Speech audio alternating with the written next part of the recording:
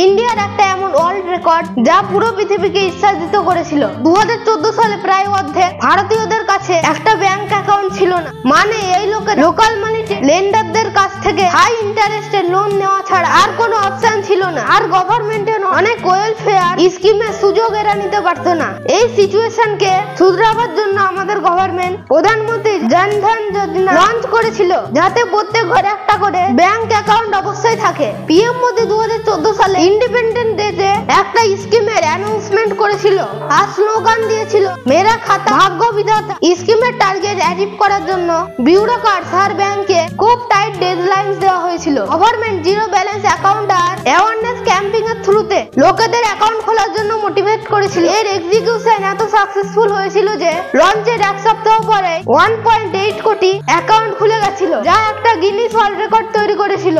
এই যোজনার জন্য 56 কোটির বেশি জন ধন ব্যাংক অ্যাকাউন্ট খোলা হয়ে গেছে।